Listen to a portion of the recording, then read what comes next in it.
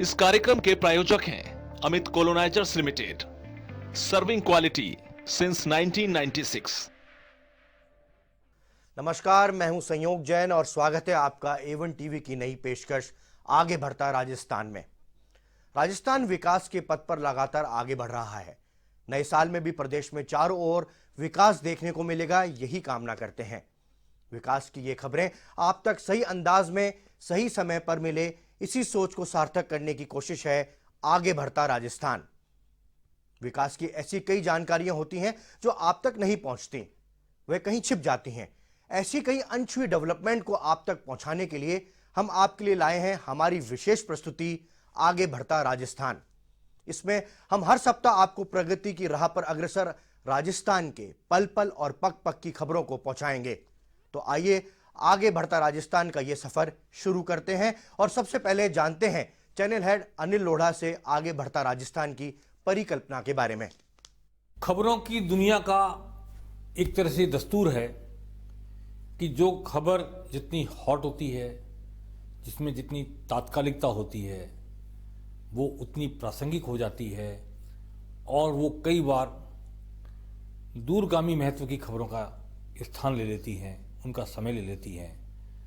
अखबारों में भी और टीवी चैनलों में भी हत्या, लूट, बलात्कार, राजनेताओं के भाषण, घात प्रतिघात, आरोप प्रत्यारोप और फिल्मी दुनिया की हरकतें भी और गतिविधियां भी, युद्ध, सीमा पर आतंकवाद, गोलाबारी, इन खबरों के पीछे अक्सर विकास की खबरें दबकर रह जाती हैं।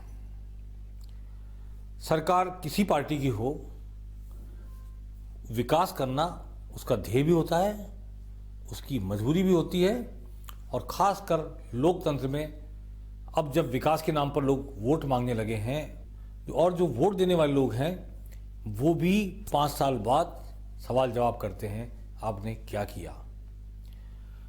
हम चाहते हैं कि विकास की ऐसी खबरों को जिनसे लोगों का भला हो रहा है, सरकारें गंभीरता के साथ जो कदम उठा रही हैं, पैसा लग रहा है, पुल बन रहे हैं, बांध बन रहे हैं, नहरें बन रही हैं, कॉलोनियां बस रही हैं, ऐसी तमाम खबरें जो सामान्यतः कुछ सेकंड का हिस्सा बनकर रह जाती है न्यूज़ बुलेटिन में, उन्हें एक बार हफ्ते में इकट्ठा करके हम दिखाएं आगे बढ़ता राजस्थान में।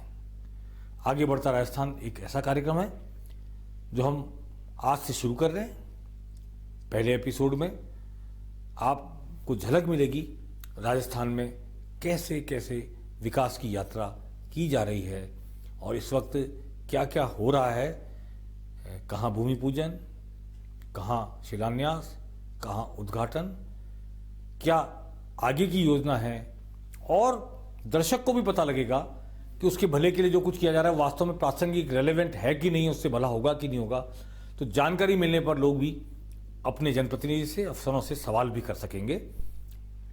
इस उम्मीद के साथ, इस अपेक्षा के साथ, इस उद्देश्य के साथ हम आज से प्रस्तुत करने जा रहे हैं एवन टीवी पर आगे बढ़ता राजस्थान, यानी विकास समाचार, डेवलपमेंटल न्यूज। उम्मीद है दर्शकों को हमारा ये प्रयोग पसंद आएगा। राजस्थान में विकास की नई महत्वाकांक्षी योजनाएं मूर्त रूप ले चुकी हैं। साथ ही कई खास प्रोजेक्ट भी हैं जो आम और खास के लिए जरूरी हैं।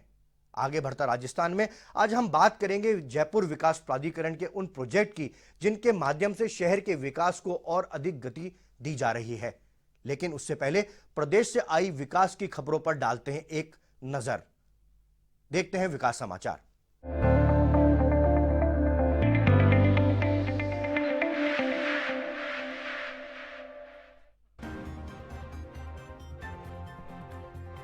प्रदेश के आर्थिक विकास में यह बड़ा और नया कदम बीते दिनों बढ़ाया गया। पीएम नरेंद्र मोदी और सीएम गहलोत की मौजूदगी में बीसी के जरिए 306 किलोमीटर लंबे न्यू रेवाड़ी से न्यू मदार खंड का लोकार्पण हुआ। न्यू रेवाड़ी, न्यू मदार खंड हरियाणा और राजस्थान से होकर गुजर रहा है, इसलिए इसका ज्यादा लाभ भी राजस्थान को ही मिलेगा। सबसे खास बात है कि राजस्थान में इस प्रोजेक्ट का 42% हिस्सा है, जो दूसरे सभी राज्यों में सबसे ज्यादा है। खुद सीएम गहलोत इसके प्रति गंभीर हैं। गहलोत कहते हैं कि यह प्रोजेक्ट राजस्थान के आर्थिक विकास में नए आयाम स्थापित करेगा।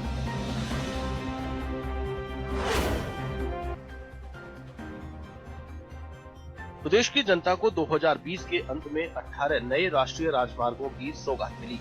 केंद्रीय मंत्री नितिन गडकरी और सीएम गहलोत ने 8,500 करोड़ रुपए की लागत से बनने वाले राष्ट्रीय राजमार्गों का लोकार्पण और शिलान्यास किया। इससे राज्य में बेहतर संपर्क, सुविधा और आर्थिक विकास भी होगा। किसी भी विकास के नए प्रोजेक्ट के लिए राजस्व जरूरी होता है।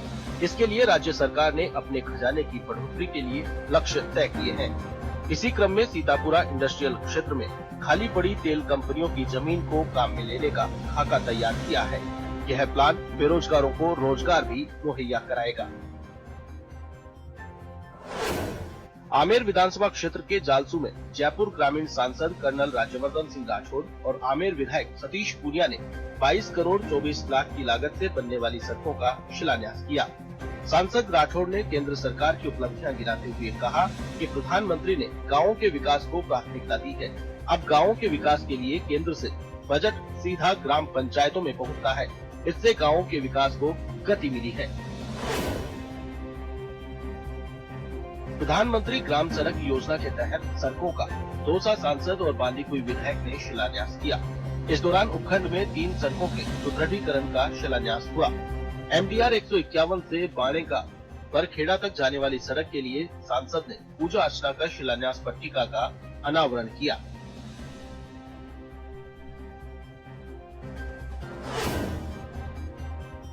दौसा जिले के सिकराय में सांसद और राज्य मंत्री ने सड़कों का शिलान्यास किया। प्रधानमंत्री सड़क योजना में स्वीकृत सड़कों का दौसा सांसद रसकोर मीना और राज्य मंत्री ममता भूपेश ने शिलान्यास कर जनता को सौगात दी। इस दौरान सांसद मीना ने कहा कि इससे क्षेत्र के विकास की गंगा बहेगी, साथ ही गांव-गांव और ढाणी-ढाणी को सड़कों से जोड़ा जाएगा। बामनवास में विधायक इंदिरा मीना ने प्रदेश के विकास को लेकर दौरा किया। विधायक मीना ने पंचायत स्तर पर लोगों को जागरूक किया और गाँवों में सड़कों का शिलान्यास किया। साथ ही पीपलदा में स्कूली शिक्षा के हित में 8 कक्षों का लोकार्पण भी किया। अजमेर दक्षिण विधायक अनीता बघेल ने अपने विधानसभा क्षेत्र में विकास कार्यों का शिलान्यास किया। इसके लिए नगर निगम और एडीए ने सड़क और नाली निर्माण की स्वीकृति जारी की है। बघेल ने कहा कि सड़क और नालियां बनने से क्षेत्रवासियों को लाभ मिलेगा।